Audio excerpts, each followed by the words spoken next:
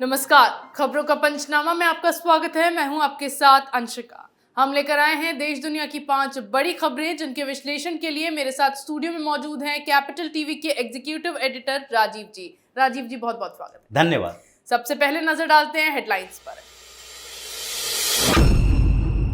मध्य प्रदेश के शहडोल पहुंचे PM Modi. Sickle cell anaemia उन्मूलन मिशन 2047 का किया शुभारंभ। जनजातीय समाज से किया सीधा संवाद। कांग्रेस ने केजरीवाल को दिया बड़ा झटका। ऑटो रिक्शा परमिट में घोटाले का किया दावा। आप सरकार पर लगाए भ्रष्टाचार के आरोप। यूसीसी को लेकर संसद सत्र से पहले सक्रिय हुई कांग्रेस। 10 जनपद पर हुई संसदीय समिति की बैठक। सोनिया गांधी ने की अध्यक्षता। यूसीसी पर बौखलाए मौलाना। दिल्ली की जामा मस्जिद के शाही इमाम ने जारी किया फतवा। मुस्लिम समुदाय को समान नागरिक संहिता पर चुप रहने के दिया आदेश। गोधरा कांड के सबूतों के साथ छेड़छाड़ की आरोपी तीस्ता सीतलवाड़ को बड़ा झटका। गुजरात हाईकोर्ट ने खारिज की नियमित जमानत याचिका। तुरंत सरेंडर करने का दिया आदेश।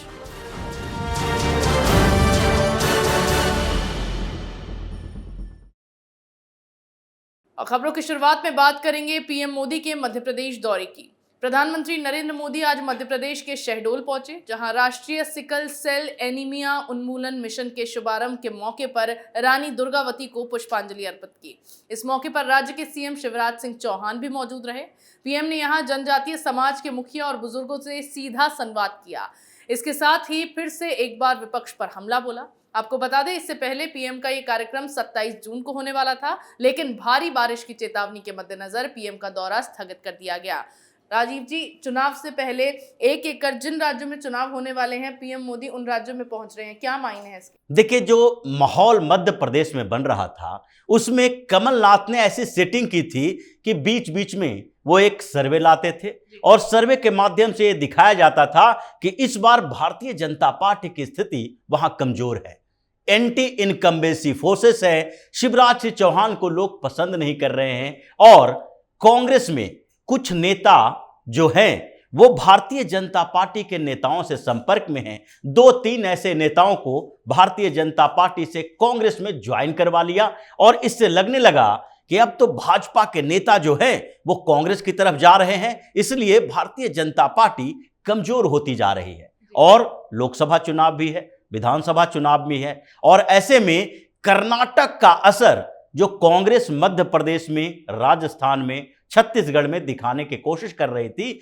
वो माहौल पूरी तरीके से प्रधानमंत्री के इन दौरों के कारण चेंज होता दिखाई पड़ रहा है। पिछले दिनों वो भोपाल गए और वहां पर सबसे पहले मध्य प्रदेश से ऐलान किया कि अब यूसीसी की जरूरत देश को है और फिर वो आदिवासी समुदाय से मुलाकात करने, मिलने, खाने पीने, इंटरैक्ट होने के लिए गए, जो कि पहले ही भारतीय जनता पार्टी के साथ आ चुके हैं जब से राष्ट्रपति एक आदिवासी महिला को बनाया गया। तो ये जो प्रधानमंत्री का दौरा है, इनिशियल दौरा, उसने ही माहौल चेंज कर दिया है मध्य प्रदेश का। और आगे आगे देखिए किस तरीके से मध्य प्रदेश में फिर से एक लहर चलेगी भारतीय जनता पार्टी के पक्ष में। जी बिल्कुल, चुनाव से पहले पीएम मोदी सक्रिय हो गए हैं और इसी को लेकर लोगों से सीधे संवाद के लिए अब वो मध्य प्रदेश पहुंचे। वहीं कांग्रेस ने फिर आम आदमी पार्टी पर हमला बोला है। दिल्ली कांग्रेस के अध्यक्ष अनिल कुमार चौधरी ने परिवहन विभाग बोराड़ी के अधिकारियों समेत 15 लोगों की गिरफ्तारी के बाद आप पर ऑटो रिक्शा परमिट घोटाले का दावा किया है। अनिल कुमार ने घोटाले का आरोप लगाते हुए मामले में अरविंद केजरीवाल पर घोटाले में भागीदारी का भी आरोप लगाया है। इसके साथ ही दिल्ली सरकार को साधते हुए दिल्ली कांग्रेस अध्यक्ष ने केजरीवाल समेत उनकी पूरी पार्टी को भ्रष्ट बताया है। आपको बता दें, ऑटो रिक्शा परमिट के रिन्यूअल और ट्रांसफर मामले में बड़ी हेराफेरी सामने आई है, जिसके तहत 15 लोगों को गिरफ्तार किया गया है। राजीव जी, एक और बड़ा घोटाला जिसको लेकर केजरीवाल को कांग्रेस साध रही है। देखिए, कांग्रेस तो साध ही रही है, कांग्रेस इसका फायदा उठा रही है। जो एसीबी ने इन लोगों को गिरफ्तार किया, ट्रैफिक इंस्पेक्टर को गिरफ्तार किया, परमिट देने वाले अधिकारियों को गिरफ्तार किया है, ये कोई नया मामला नहीं है। ऐसे तो ये घोटाले की सुगबुगाहट पहले से हो रही थी। दिल्ली हाईकोर्ट ने जब इस मामले को देखा था और उस समय जो इकोनॉमिक ऑफेंस विंग के पास, दिल्ली पुलिस की जो है आर्थिक अपराध शाखा, उसके पास थी। उससे पहले विजिलेंस डिपार्टमेंट ने इसकी जांच की थी और उसके बाद जब यह मामला दिल्ली हाईकोर्ट में पहुंचा तो उसने कहा कि यह सिर्फ आर्थिक अपराध नहीं है, इसमें पूरे के पूरे क्रिमिनल कॉन्स्पिरेसी दिखाई पड़ रही है, जिसमें अरविंद केजरीवाल की सरकार के ऊपर भी इशारा था कि एक तरफ फिनांसर, दूसरे तरफ ऑटो डीलर और तीसरे तरफ ये जो मीडियोकर दलाल होते हैं ये डिपार्टमेंट्स में, वो थे। और उसके ऊपर कौन है इसकी जांच तो एसीबी ही करेगी। और एंटी करप्शन ब्यूरो जो इसकी जांच करना शुरू की तो अभी तो अधिकारी नप रहे हैं और ये अधिकारी बताएंगे कि हर रोज जो परिवहन विभाग के तरफ से ये लाखों रुपए की वसूली, हर रोज की बात है, यानी कि एक दिन में कितने लाख की वसूली परमिट के नाम पर हो रही है। ऑटो के ट्रांसफर जो होता है परमिट का उसके नाम पर हो रहा है और उसके साथ साथ ये और बढ़ा जाएगा, जबकि जो लाइसेंस की बात अरविंद केजरीवाल कर रहा था कि ये लाइसेंस हम घर पे जाकर पहुंचाएंगे, ड्राइविंग लाइसेंस, वो भी अब इस घोटाले के दायरे में है। मतलब वहां के जो दलाल, फिनांसर, डीलर, इन लोगों का नेक्सस है आम आदमी पार्टी के नेताओं से मंत्री तक ये पैसा पहुंचाने वाले जितने दलाल हैं वो आम आदमी पार्टी के कार्यकर्ता हैं। और अब एसीबी ने शुरुआत की है, इसका अंत उसी तरीके से होगा जैसे कि एक्साइज पॉलिसी का घोटाला आया तो पहले अधिकारियों के रिपोर्ट आए, उसके बाद माफिया जो शराब के थे वो पकड़े गए और उसके बाद जो गाज गिरी सिसोदिया के ऊपर, ऐसे ही अब कैलाश गहलोत की बारी है, अरविंद केजरीवाल की बारी है, ये लोग भी इस नए घोटाले में पकड़े जाएंगे। जी बिल्कुल, कांग्रेस से पंगा लेना अब अरविंद केजरीवाल को भारी पड़ने लगा है। अगली खबर में बात करेंगे यूसीसी पर कांग्रेस की बैठक की। यूसीसी को लागू किए जाने के ऐलान के बाद से ही पूरे देश में इस मामले को लेकर बहस शुरू हो गई है। विपक्ष दो गुटों में बंट गया है। अब 20 जुलाई से मॉनसून सत्र शुरू होने वाला है। माना जा रहा है कि केंद्र सरकार इसी सत्र में यूसीसी पर बिल पेश करने जा रही है। हालांकि इस मुद्दे पर सबसे ज्यादा कांग्रेस की ओर से बयानबाजी की जा रही है। इसी को लेकर आज 10 जनपद पर कांग्रेस की संसदीय मीटिंग हुई, जिसमें संसद में उठाए जाने वाले मुद्दों पर चर्चा के अलावा यूसीसी पर भी अपने रुख को लेकर चर्चा कांग्रेस ने की। इसके साथ ही यूसीसी को लेकर कांग्रेस 3 जुलाई के अपने सभी नेताओं के साथ बैठक भी करने वाली है। राजीव जी, किन मुद्दों पर इस बैठक में चर्चा हुई, क्या कुछ फैसले लिए गए? देखिए, कांग्रेस का कंफ्यूजन है ये, कांग्रेस अभी भी कंफ्यूज है क्योंकि इसके नेता अलग अलग बयान दे रहे हैं। यूसीसी पर ही हिमाचल प्रदेश कांग्रेस के मंत्री विक्रमादित्य सिंह ने क्या कहा?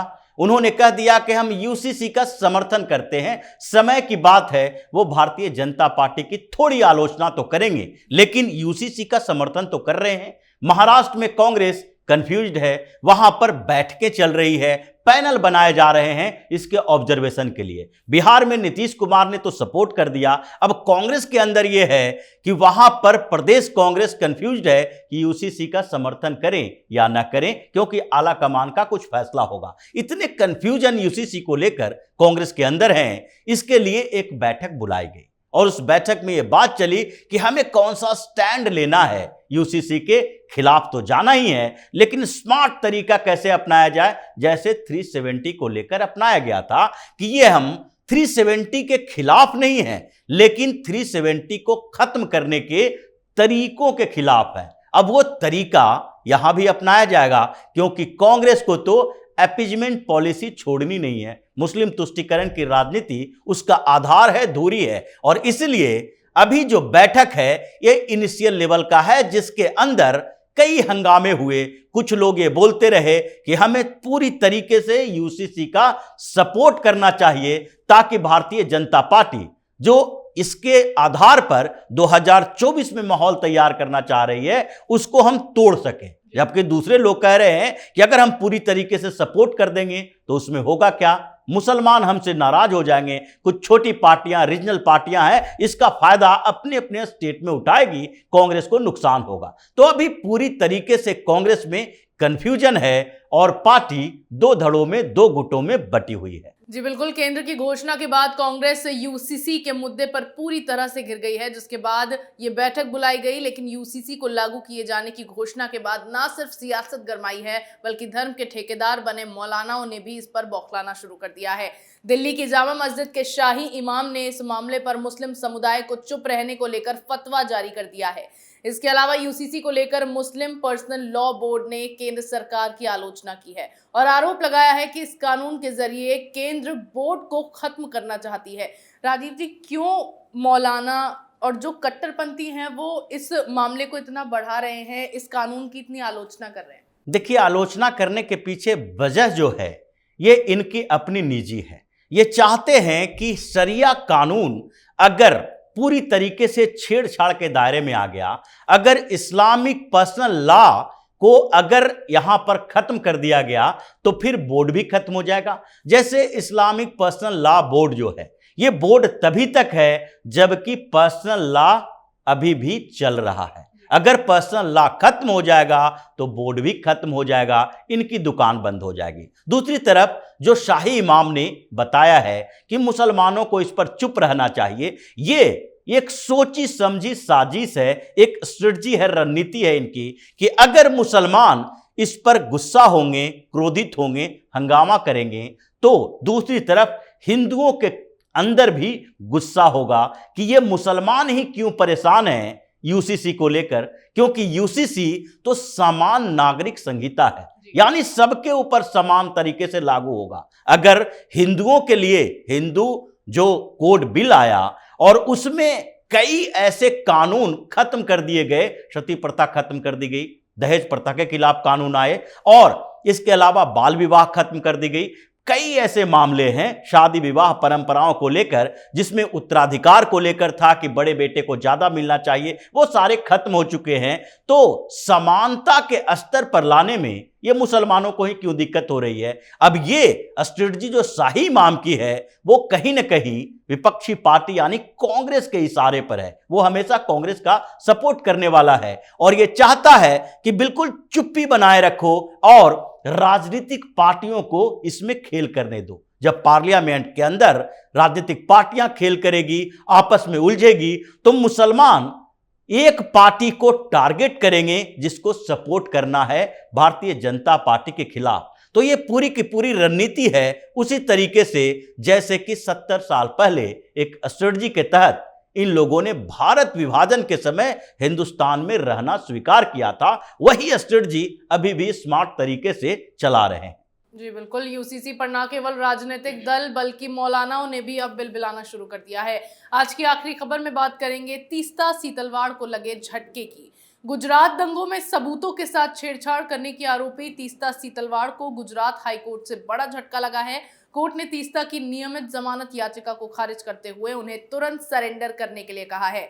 आपको बता दें, तीस्ता पर 2002 के गोधरा कांड के बाद हुए दंगों से संबंधित मामलों में कथित तौर पर सबूतों से छेड़छाड़ करने और गवाहों को प्रशिक्षित करने का आरोप है। राजीव जी, क्यों तीस्ता सीतलवाड़ की जमानत याचिका खारिज हो गई और अब उन्हें जल्द सरेंडर करना है? देखिए, तीस्ता सीतलवाड़ एक कॉन्स्पिरेसी कर रही थी। वो प्रधानमंत्री नरेंद्र मोदी जो उस समय गुजरात के सीएम थे, इनको फंसाने की पूरी तैयारी कर रखी थी। इसके कॉन्स्पिरेसी का खुलासा बाद में एसआईटी ने किया। जब ये पता चला कि ये सारे के सारे जो पीड़ित नाम से दिया जा रहा है, जो पीड़ित समुदाय बताया जा रहा है और गुजरात से मुंबई तक का उन लोगों का सफर है, इन लोगों को मीडिया के सामने लाया जाता है, इन लोगों को बताया जाता है कि आप बताइए कि ये उसके सामने हुआ, पुलिस का इस्तेमाल गलत तरीके से किया गया, एक ट्रेनिंग कैंप का आयोजन किया गया था तीस्ता सीतलवाड़ के माध्यम से इन लोगों को ट्रेंड करने के लिए कि जितना हो सके तुम मीडिया के सामने भी प्रधानमंत्री जो उस समय गुजरात के सीएम थे नरेंद्र मोदी के खिलाफ बोलो, भाजपा के खिलाफ बोलो और दंगा में सरकार की मिली भगत की बातों को उजागर करो। ये जब सामने आया मामला, एफआईआर दर्ज हुआ, उसके बाद इनको गिरफ्तार किया गया 25 जून को पिछले साल। उसके बाद क्या हुआ, कुछ दिन तक पुलिस रिमांड रही, 7 दिन तक पुलिस रिमांड रही, फिर ये जुडिशियल रिमांड में चली गई, लेकिन सुप्रीम कोर्ट में इनको अंतरिम जमानत दी गई। रेगुलर बेल पर सुनवाई गुजरात में हो रही थी, लेकिन इस बीच जो गुजरात हाई कोर्ट ने कहा है कि महिला होने के कारण या फिर पीड़ित होने का नाटक करके आप बाहर नहीं घूम सकती हो, आपके ऊपर बड़े गंभीर आरोप है। ये जो क्रिमिनल कॉन्स्पिरेसी है एक मुख्यमंत्री को फंसाने की और देश की छवि को खराब करने की, क्योंकि अल्पसंख्यकों के नाम पर ये पूरे दुनिया में ढिढोरा पीटते रहते हैं कि यहां मुसलमानों के साथ गलत हो रहा है। और ये जो क्रिमिनल कॉन्स्पिरेसी है उसमें आप घूम घूम कर ये पीड़ित होने का नाटक मत करो, बेल नहीं दी जाएगी, सरेंडर करो और पुलिस आगे आपके खिलाफ जो कार्रवाई करनी है वो करेगी। क्योंकि पहले सुप्रीम कोर्ट ने अंतरिम जमानत दी थी, अंतरिम राहत दी थी, ये पूर्णकालिक बेल नहीं था। गुजरात हाईकोर्ट में ये बेल पिटीशन दायर की गई थी और उस पर सुनवाई हुई, इसे सरेंडर करने के लिए कहा गया। जी बिल्कुल, सोनिया गांधी की करीबी अब तक जेल जाने से बचती आई थी, लेकिन अब कोर्ट से उन्हें झटका लगा और उन्हें तुरंत सरेंडर करने के आदेश जारी किए गए हैं। देश दुनिया की तमाम बड़ी खबरों पर हमारे साथ आपके विश्लेषण के लिए बहुत बहुत धन्यवाद। धन्यवाद। खबरों का पंचनामा में मेरे साथ आज इतना ही। अगर आपको हमारे वीडियो पसंद आया हो तो इसे लाइक करें, शेयर करें, कमेंट करें, साथ ही हमारे चैनल को सब्सक्राइब करना ना भूलें।